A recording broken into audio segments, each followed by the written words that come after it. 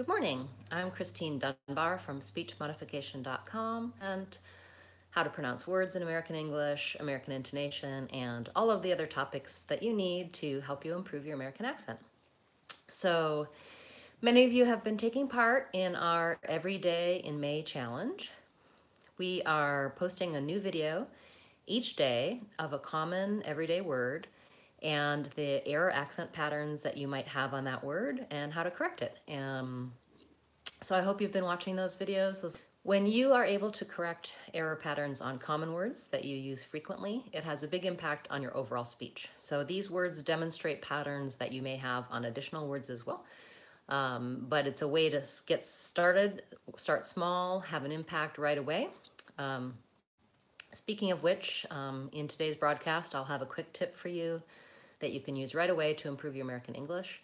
I always like to include that so that when you come to class, you can leave and take with you for the rest of the day, the rest of the weekend, and next week, something that you can be using to improve your American English. Hi, nice to see you guys. Thanks for chiming in on the chat. Feel free to ask your questions at any time. I will pause and take questions as they come up. So today, I want to focus in on something specific that we've been looking at in our latest few videos in the Everyday in May Challenge, and that is talking about why and how to use contractions in everyday English. So contractions are words like don't, can't, I've, I'm, she's, he'd, etc. It's where you have an apostrophe, you shorten a verb and attach it to the pronoun. And why is this important? Why would you want to try to use contractions? Hi, nice to see you. First of all, most non-native speakers of English do not use contractions. They don't use contractions because perhaps they're not taught to use them. Perhaps it's more challenging in terms of making sure that you're using the correct one or the grammar. And you may have the impression that a contraction is less formal or more casual or not correct English. And that's just not the case. Contractions are formal, they're correct. We use them in speaking, in writing, in professional contexts, all of the time. And so that's one reason to use them, because Americans use them. And if you don't use them, if you speak with the full verbs instead of contractions, your speech will stand out. It will sound different than American speakers, and it will be noticeable. It is part of having an accent, is not using the speech patterns that Americans use. Glad to see you too. Thanks for the greetings. So one reason to use contractions, Americans use them. Part of having an American accent is being able to use them fluently in speech. Another reason is that they do make your speech more fluent. The reason contractions have developed, the reason that they're used, is that they typically have fewer syllables, they make our speech smoother, they help us link and connect words in sentences. So let me just see, we had a message there. Okay, so at any rate, I want to talk a little bit about some of the common contractions we use, how you can use them, why, give you a little bit of opportunities to practice, and then show you some resources for learning more about contractions. So using contractions, being more fluent in your speech. Let me just demonstrate how that sounds for you. So if I were to say the sentence, I am not going, this is how I would hear many of my clients and students saying this sentence. They would use I am rather than I'm. If I say I am not going, it's a lot choppier than if I say I'm not going, I'm not going. One syllable for I'm versus two for I am. Another example, I could not have been. I would say I couldn't have been, I couldn't have been. She will be going, she'll be going. Just simply by reducing and contracting those words, it flows more smoothly and it sounds more American. So those particular sentences, the examples I used were of helping verbs. So when do we use contractions? One scenario is when we have multiple verbs. We tend to contract the helping verbs, like has been become has been, will be, am being. Those verbs get contracted. So rather than he has been talking about it, he's been talking about it. He has been becomes he's been. We will be doing that, will be doing that. So anytime I have a helping verb, multiple verbs, Americans will always contract and use the shortest version of the helping verb. Another situation in which we always use contractions is when we're making verbs negative. So is not, cannot, should not. We're going to say she, rather than she is not going to be, she's not going to be. She's not rather than she is not. He cannot, he can't. We should not, we shouldn't. So anytime you're adding a negative to a verb and you have those helper verbs using couldn't, wouldn't, shouldn't, can't, etc., that's another place I suggest using contractions. And then we also use contractions just for the common verb to be when it's by itself. So I can say I am going, I'm going. Or if I'm not even using a second verb, I'm just using an adjective, for example, I'm happy. I wouldn't say I am happy. I'd say I'm happy. She's busy. He's fine. They're good. So those are all examples of contracting the verbs to be rather than I am and she is, he is, they are. We'll be contracting those verbs as well. So that's something that you might want to try to practice and incorporate. It can be a little overwhelming at first to think about trying to use these contractions. It just doesn't come as naturally to you. You haven't practiced with it. There is an advantage to not having practiced with it. When you're using verbs with contractions, using the contracted form, you don't already have a habit of using it. So if you had, for example, say you have a difficulty with the final V sound, and you say I have, you have an error pattern on have, if you haven't said I've many times, then you don't already have an established habit for saying I've. So one thing you can do is if you're practicing with your final V, I have, he give, I give, etc., I leave, you could begin to use a contracted form of those. Instead of I have, change it to I've. So as long as you're practicing anyway, you can practice I've. That might be easier for you because you haven't already established a bad habit of saying I've, of devoicing that V. That's just one example. I go into more detail about this in some of my contraction videos. I'm going to give you some links for those now. You can take a look at those videos. I'll put them here in the chat for you. So you can check them out on my playlist. Okay, I'll get to that in just a moment.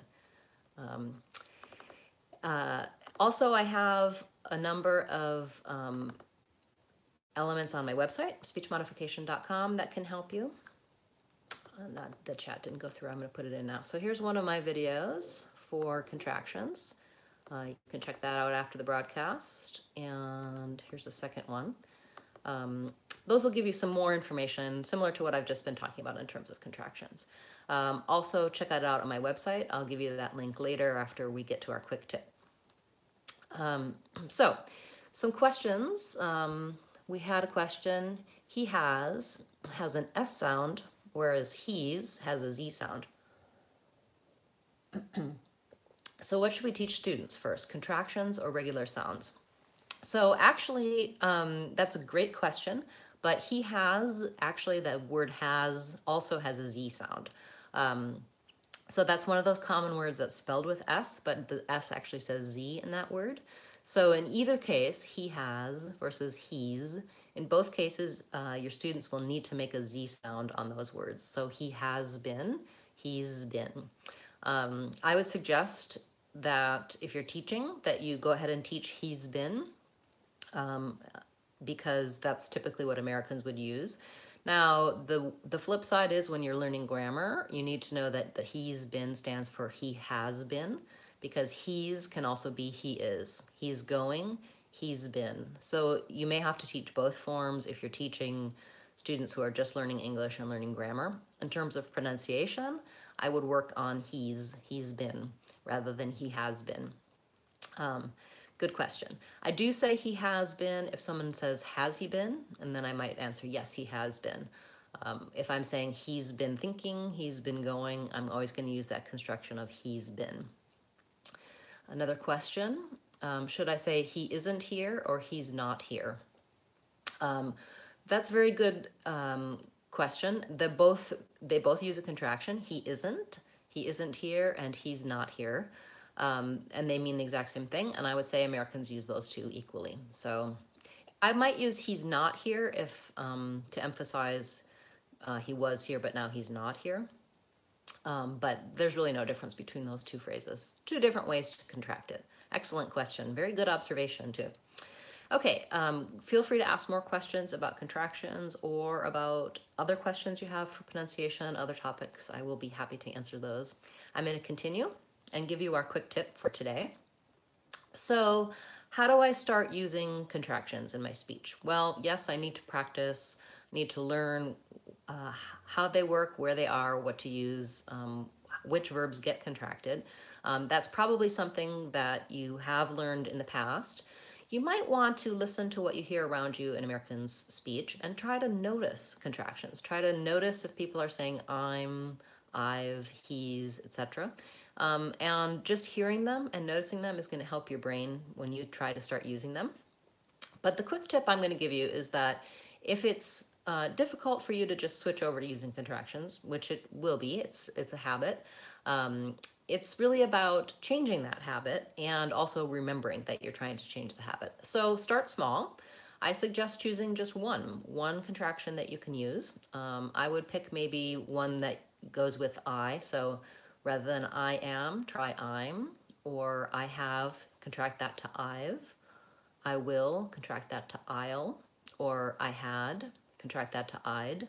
All of those are used, as I said, as helping verbs. So I'm going, I've been talking, I'd like to, I'll be there, etc. So once you've chosen your contraction to that you're going to try to start implementing, practice putting it in some sentences. Let's try this with I'm, because I'm is very easy, one of the easier ones to say. Most people have no difficulty with an M at the end of a word. So let's try some sentences with I'm. I'm going to, I'm leaving now, I'm doing great, I'm thinking about it, I'm happy. Keep going with that, and you may notice that you begin to use I'm when you're speaking in regular conversation as well. Another question, content words are said to be stressed, whereas function words are not. Does that rule apply to contractions also? Yes, so usually the contracted word is going to be a structure word, because in situations like I'm going to, the I am, the am, I'm is a helping verb. Going is the main verb. That's where the main meaning of the sentence is. If you only could say one word out of I am going to, going would be probably your word, I'm going to. So going gets the stress and I'm is unstressed. Great question. I had become, I'd, and I would also. How can we know the difference? So I had become, I'd become, and I would become. So the way you're going to know the difference there is the rest of the sentence. So if you're saying, I'd become too busy to do it, then that's going to be I had become, past tense. I'd become better if I, then that's going to be subjunctive. I'd become better if I practiced more. In that case, it's still I had in either case. It's basically the same grammar structure. We're just condensing I had to I'd. And we would definitely use I'd in both of those cases. Really good questions today. You guys are very sophisticated in your grammar. I appreciate that you're thinking about this and how you can apply it and what kinds of things you need to know to make that work for you. You're very welcome. Hi to you too. Okay, so say you've chosen I'm, you're going to practice on those sentences. That's the one you're going to use. Another option is to think about if you've been working on your accent, maybe you've been working on a particular pattern. Maybe it's final V, final D, final Z. Many of you have devoicing on certain consonants and you've been practicing on words and phrases to change those accent patterns. You can choose a contraction that matches what you've been working on. So if you've been working on final Z, choose a contraction with your target sound final Z, like he's or she's. If you've been working on final V, you could choose I've, we've, you've. If you've been working on final L, you could choose I'll or you'll. For final D, some choices might be he'd, we'd, they'd, etc. So you can incorporate it into the other practice that you're doing and work on eliminating those accent error patterns, as well as having that more American sound by using contractions. So I gave you the video links earlier for my videos about contractions, and I'm gonna now give you a link on my website where there's some practice materials and just some basic information about contractions, which verbs we contract, and how to know about that. So feel free to use that link on speechmodification.com. It's in my free practice materials where I have lots of exercises and videos for you, audio files, and more explanations for the things we're working on in our classes. Another question, they have worked all day. My students say have, and they don't use schwa plus v. What correction technique can I use with them, and how can I describe the problem? Yes, okay, that's a good question. So your students are saying they have worked rather than they've worked. Here's what I notice when I'm working with people, that even when they're trying to use a contraction, they may add in that schwa to be the have. And I would suggest going right to the contraction, and it will eliminate this problem. You can show them they have. Here's how I would show. I would explain that we have some options for saying they have been. Okay, so they've came from people reducing they have. So in between they have and they've,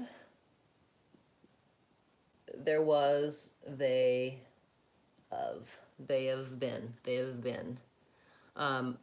Even smoother, rather than adding that extra syllable, they of, just go right to they've.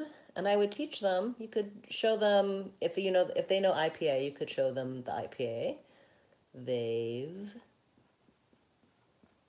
that's how we pronounce it, just 3 sounds, they've.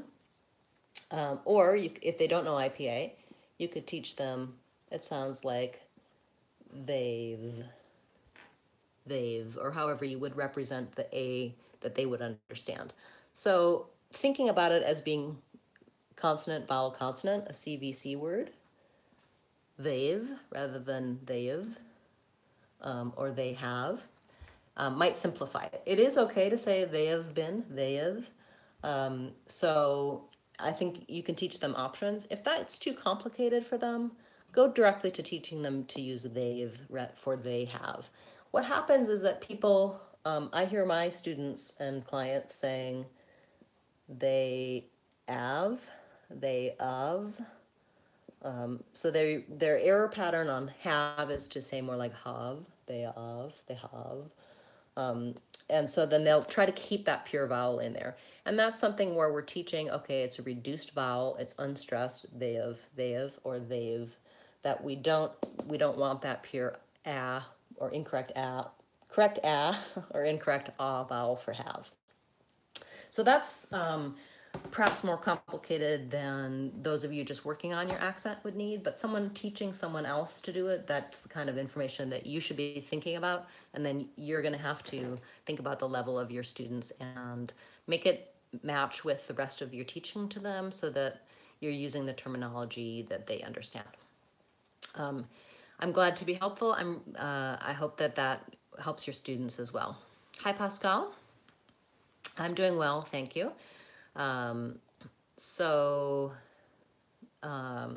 Pascal's asking about the word exam. And he says exam. And I would say going from the a to the exam, that maybe not thinking about trying to have any extra vowel sounds in there and just thinking about like the word am, that you're moving from the open a up to the m. Probably your difficulty is that you're having to slide closed on that, exam. So just try working on am by itself. You might also try am and an, like an and am, an, at. Anything that goes from an a, open, to a closed alveolar sound, like the L, the M, the N, may help you. At is an alveolar as well. So going from that open to the closed. Practice on a variety of those and then come back to exam. The other thing that can happen for many people when you're working on English, you have a particular word that you struggle with and other words with similar patterns, you're fine.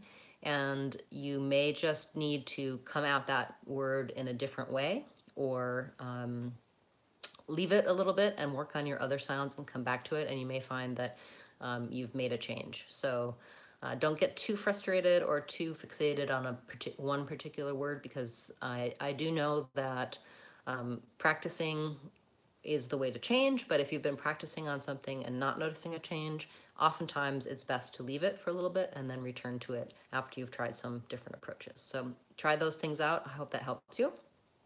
And Shweta, you have a question, please feel free to go ahead and ask it, and I will wait for that and give you an answer. So she asks, what does it mean when you add up to a verb? Like, for example, shake it up, embarrass it up, just by adding up. What do you mean by that?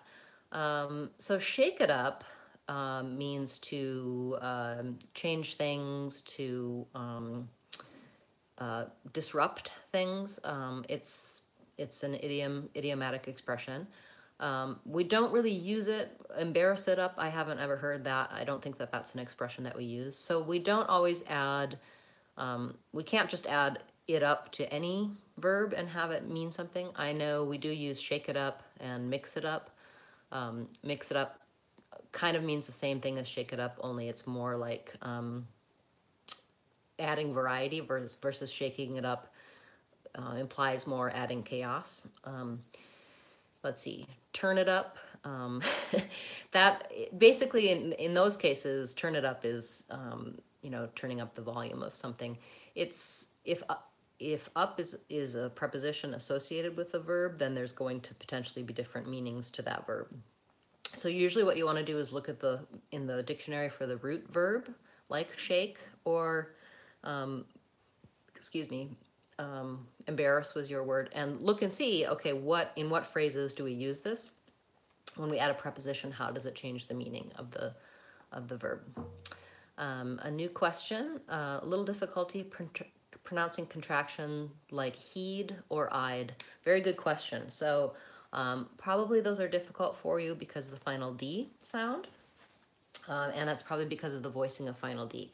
So what I suggest for pronouncing he'd and I'd is that you practice with linking that D to the next word. So I'm trying to think of a verb that starts with a vowel, because it's easier to do consonant to vowel linking.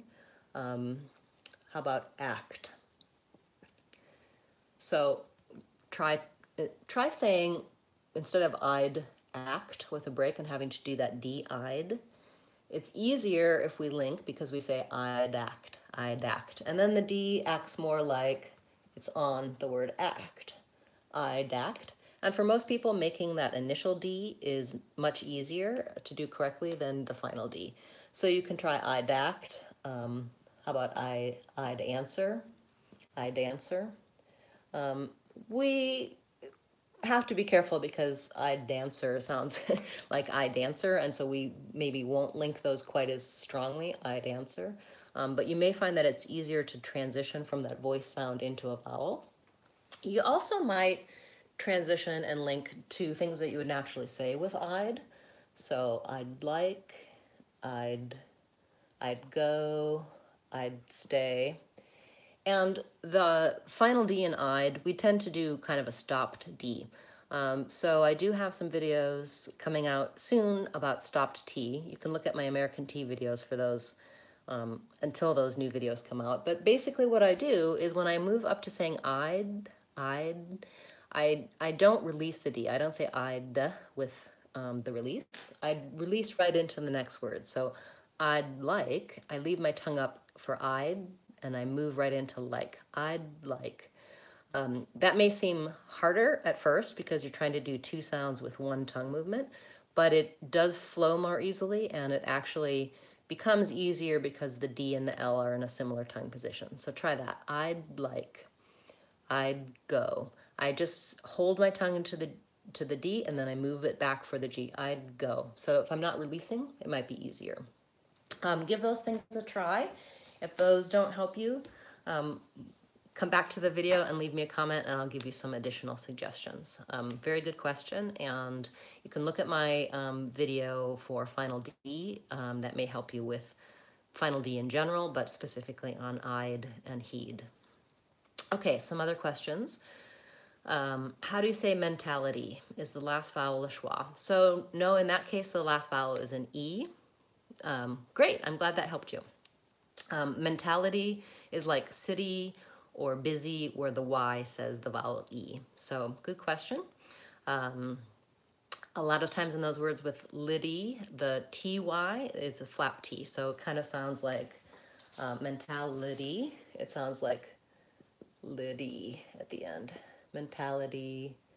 City sounds like city. That's one spelling, conventional spelling we have for the Y. So the Y in those words basically says vowel E, the E sound. You're probably wondering about if it's a schwa because you're thinking it's the unstressed syllable. So it is somewhat reduced. I'm not saying city, mentality, holding that E very strongly, but it still stays that clear vowel, city, mentality.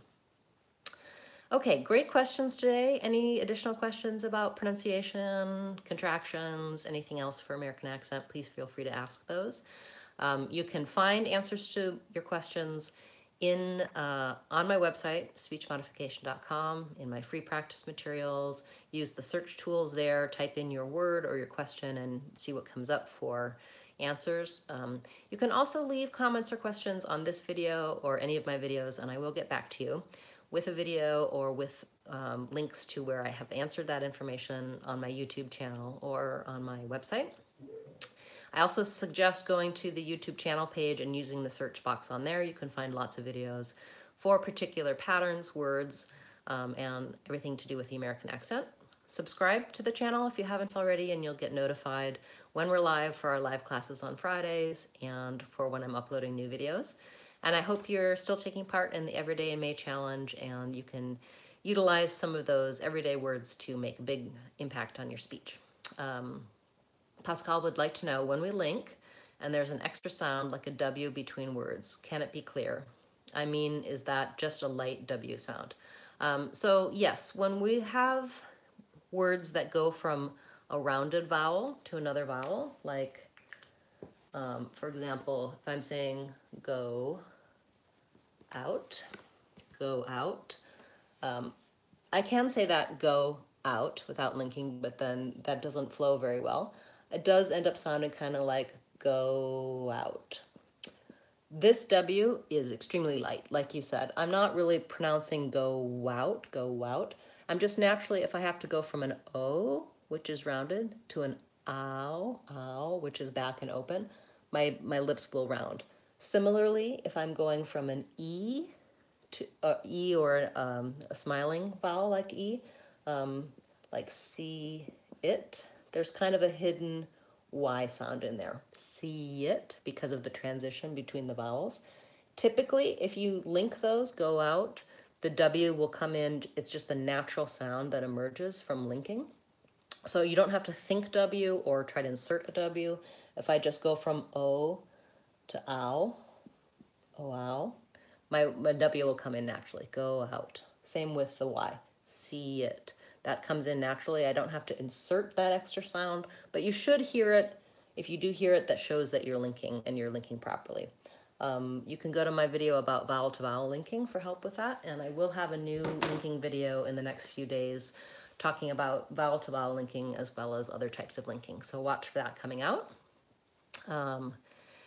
Question, do you think that imitating native speakers can help us sound more natural? Definitely. That's one of the best ways that you can improve your accent, because it helps to develop your ear and it helps you to overcome some of your hesitancy to change intonation patterns.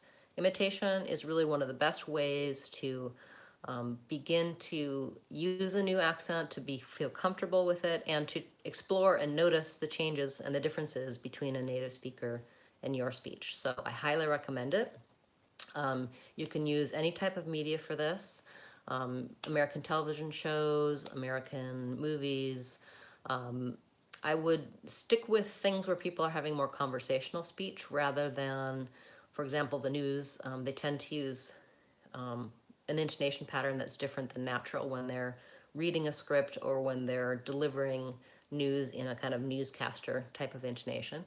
I do have many, many videos where I'm saying words and phrases and modeling that for your imitation, and many of those resources are also available on my website, so try those out. I do have a video about how to use YouTube to improve your English, to use any videos. One of the things I suggest is slowing down the speech rate a little bit, and then you can hear what's happening in the native speaker's speech a little more clearly. The ups and downs, the transitions, the linking. Great question, and yes, I highly recommend imitating native speakers to improve your American accent. Great. Okay, well, thank you so much for being here today, all of you, and for your great questions and comments. If you have a question that I didn't get to, please feel free to leave it in the comments and I'll come back to it. Or if you're watching this after on the replay rather than the live broadcast, I will answer your questions as well. So please feel free to put them in the comments. Thank you for being here, and I hope you can join me again next Friday.